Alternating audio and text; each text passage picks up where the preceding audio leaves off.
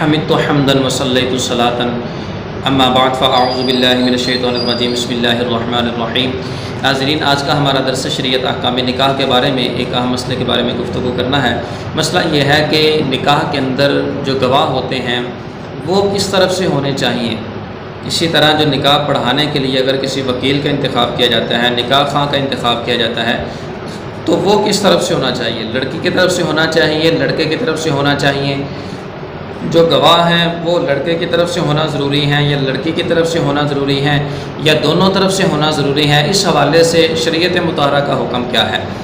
تو اس حوالے سے یہ بات یاد رکھیں کہ نکاح کے درست ہونے کے لیے جو شرعی معیار کے مطابق گواہ ہیں وہ ہونا ضروری ہے، یعنی 2 مرد ہوں یا 1 مرد اور 2 عورتیں ہوں، اور وہ جو گواہ ہیں وہ عاقل ہوں، بالغ ہوں، آزاد ہوں، اور اگر مسلمان کا نکاح ہے تو گواہ مسلمان ہوں اور نکاح ہو رہا ہے اس بات کی وہ سمجھ رکھتے ہوں کہ یہ نکاح ہو رہا ہے۔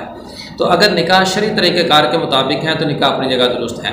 باقی گواہوں کا لڑکی کی طرف سے ہونا یہ کوئی ضروری نہیں ہے، گواہوں کا لڑکے کی طرف سے ہونا یہ کوئی ضروری نہیں ہے، یا دونوں کی طرف سے ہونا یہ کوئی ضروری نہیں ہے۔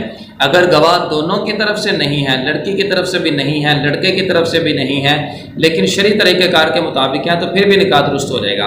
اور بالخصوص ہمارے ہاں عموماً جب نکاح پڑھا جاتا ہے، نکاح خواہ نکاح کرواتا ہے تو وہ شادی ہال کے اندر یا ایک باقاعدہ جو ہے نا وہ حاضرین موجود ہوتے ہیں، کثیر تعداد کے اندر جو ہے نا وہ باراتی موجود ہوتے ہیں، ان کی موجودگی کے اندر نکاح پڑھا جاتا ہے۔ تو اس صورت میں تو سارے لوگ جتنے بھی ہیں وہ گواہ بن سکتے ہیں جو بھی شرعی طریقہ کار کے مطابق ہیں۔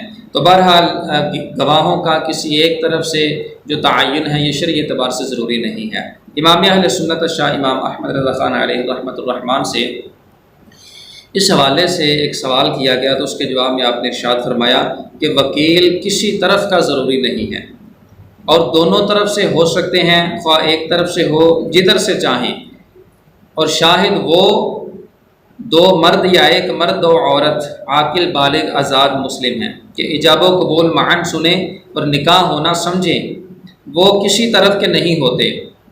یہ جو رسم ہے کہ 2 گواہ معین کرتے ہیں بے اصل ہیں، جتنے حاضران جلسہ اس صفت کے ہیں سب خود ہی شاہد ہیں، کوئی انہیں مقرر کرے یا نہ کرے۔ تو بہرحال جب شرعی طریقہ کار کے مطابق نکاح ہوا گواہوں کی موجودگی کے اندر، گواہ شرعی معیار کے مطابق ہیں تو نکاح اپنی جگہ بالکل درست ہو جائے گا۔ یہ شریعت کی طرف سے کوئی حد بندی نہیں ہے کہ فلاں کی طرف سے ہوں تو فلاں کی طرف سے نہ ہوں، نکاح اپنی جگہ درست ہے۔ اللہ تعالی ہم سب کو جو کچھ سنا اس پر عمل کی توفیق دے، آمین بجاہ النبی الامین صلی اللہ علیہ وسلم۔